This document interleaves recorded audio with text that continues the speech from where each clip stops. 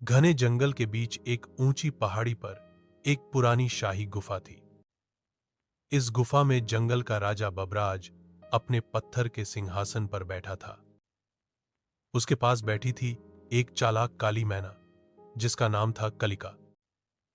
दरबार में कई जानवर चुपचाप खड़े थे, लेकिन उनके चेहरे डर से भरे थे। रानू चिड़िया और मीनू मौसी गिलहरी धीरे धीरे आगे बढ़ी। महाराज, आपकी प्रजा दुखी है और कोई उनकी नहीं सुनता, रानू बोली। बबराज ने गुस्से से कहा, मैं राजा हूं, मेरी मर्जी ही नियम है। मीनू कुछ कहना चाहती थी, पर कलिका बीच में कूद पड़ी। महाराज, जंगल में सब ठीक है, ये बस बहकाने आई हैं, कलिका बोली। बबराज ने जोर से पंजा जमीन पर मारा और पूरे दरबार में सन्नाटा छा गया। कुछ पक्षी डर कर उड़ गए, बाकी जानवर पीछे हट गए। रानू और मीनू को समझ आ गया कि इस समय शेर को समझाना बेकार है। कुछ दिनों के बाद जंगल का माहौल बदल गया। हरे भरे पेड़ों की जगह सूखी टहनियां दिख रही थीं। तालाबों का पानी लगभग खत्म हो चुका था। कई जानवर प्यास से बेहाल थे। दूर एक हिरण बेसुध होकर गिर पड़ा था। कुछ पक्षी व्याकुल होकर इधर उधर उड़ रहे थे। रानू चिड़िया और मीनू गिलहरी मौसी एक सूखी टहनी पर बैठी थीं। वे चिंता में डूबी हुई थीं और जंगल की हालत पर विचार कर रही थीं। अगर जल्दी कुछ नहीं किया गया तो जानवर मरते जाएंगे, रानू चिड़िया बोली। अगर राजा हमारी चिंता नहीं कर रहा तो हमें खुद ही कुछ करना होगा, मीनू गिलहरी बोली। हमें जंगल के सभी प्राणियों को साथ लेकर समाधान खोजना चाहिए, रानू चिड़िया बोली। तुम बिल्कुल सही कह रही हो, मीनू गिलहरी ने सहमति जताई। फिर दोनों उड़ चलीं और जंगल के जानवरों को इकट्ठा करने लगीं। जंगल के छिपे कोने में जानवर एकत्र होने लगे। वहां हाथी दादा, भालू, कबूतर, चील और चीता उपस्थित थे। सबकी आंखों में चिंता साफ नजर आ रही थी। रानू और मीनू एक टहनी पर बैठ गईं और सभा शुरू हुई। अगर पानी नहीं रहा तो हम जिंदा नहीं रह पाएंगे, हाथी दादा बोले। राजा को तो हमारी कोई फिक्र नहीं, भालू ने गहरी आवाज में कहा। चीता तेज दौड़ सकता है, दूर जाकर पानी ढूंढ सकता है। चिड़िया कहती है, पुराने जल स्रोतों की जानकारी निकालनी होगी। जानवरों की आंखों में उम्मीद की चमक थी, लेकिन एक पेड़ के पीछे से कलिका मैना सब सुन रही थी। उधर शेर का महल अब वीरान लगने लगा था। शेर बबराज अपने सिंहासन पर ऊँघ रहा था। तभी कलिका काली मैना तेजी से उड़कर दरबार में पहुंची। महाराज, जंगल में आपके खिलाफ बगावत हो रही है, कलिका काली मैना बोली। रानू और मीनू सब जानवरों को आपके खिलाफ भड़का रही हैं। शेर ने गुस्से में गरजते हुए उन्हें दरबार में बुलाने का हुक्म दिया। कुछ देर बाद रानू चिड़िया और मीनू मौसी शेर के सामने खड़ी थीं।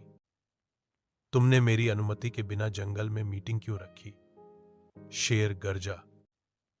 महाराज, हम जंगल की भलाई के लिए कर रहे थे, रानू बोली। सूखा पड़ रहा है, तालाब सूख रहे हैं और जानवर प्यास से तड़प रहे हैं। तुम दोनों खुद को बहुत होशियार समझती हो, पर राजा मैं हूं, शेर दहाड़ा। तुमने जिन जानवरों के साथ मीटिंग की, उन्हें लेकर जंगल से दफा हो जाओ। आइंदा यहां मत आना, शेर ने आंखें तरेरते हुए कहा। महाराज, हमें एकता में शक्ति का महत्व समझना चाहिए, मीनू गिलहरी बोली। हम सब मिलकर इस संकट का हल निकाल सकते हैं, चिड़िया बोली। बस बहुत हो गया, अब जाओ यहां से, शेर दहाड़ा। रानू और मीनू दुखी मन से दरबार से बाहर निकल गईं। कुछ देर बाद रानू, मीनू और कुछ जानवर जंगल के कोने में इकट्ठा थे। उनके चेहरे पर चिंता थी, लेकिन हौसला भी झलक रहा था। कबूतर ने आसमान की ओर देखते हुए कहा, मुझे याद है, एक पुराना झरना था, जो झरना कभी नहीं सूखता था। शायद हमें वहीं जाना चाहिए। अगर ऐसा है तो हमें देर नहीं करनी चाहिए, मीनू गिलहरी बोली। हमें तुरंत ही वहां पर जाना चाहिए, रानू चिड़िया बोली। सभी जानवरों ने सहमति में सिर हिलाया। फिर वे सभी झरने की खोज में निकल पड़े। जंगल का रास्ता मुश्किल था और चारों ओर सूखे पेड़ थे। तेज धूप से सभी जानवर परेशान थे, लेकिन फिर भी वे आगे बढ़ते रहे।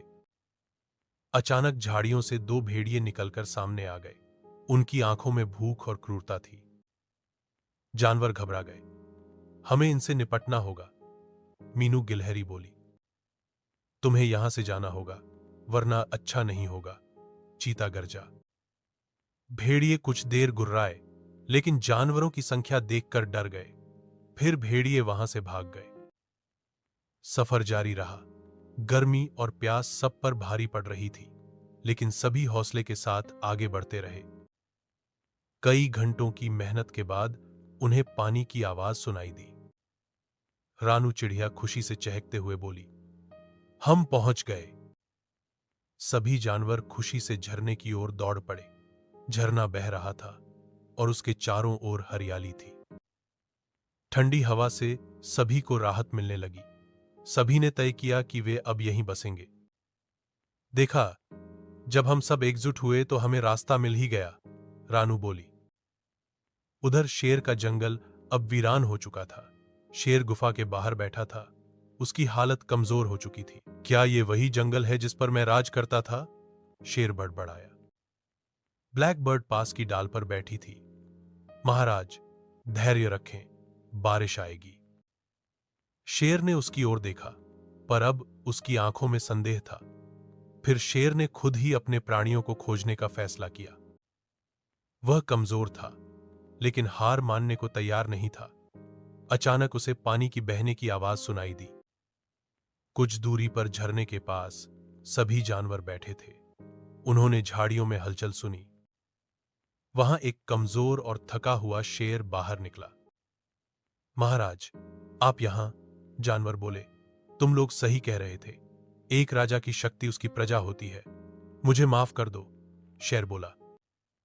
अगर आप सच में बदलना चाहते हैं तो हम आपको एक मौका देंगे, रानू बोली।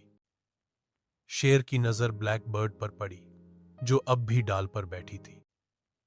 इस जंगल में जितनी भी फूट और नफरत फैली, उसका कारण यही थी।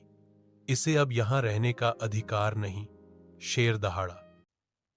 ब्लैक बर्ड डर के मारे उड़ गई और फिर कभी नहीं लौटी। कुछ ही दिनों में जंगल फिर से बसने लगा। एक सुबह काले बादल छा गए और बारिश शुरू हो गई। सूखे पेड़ फिर से हरे भरे हो गए, तालाब भर गए। पूरी प्रकृति फिर से जीवंत हो उठी। अब जंगल में हमेशा के लिए एकता और प्रेम का राज। कहानी जारी। जंगल रोमांच।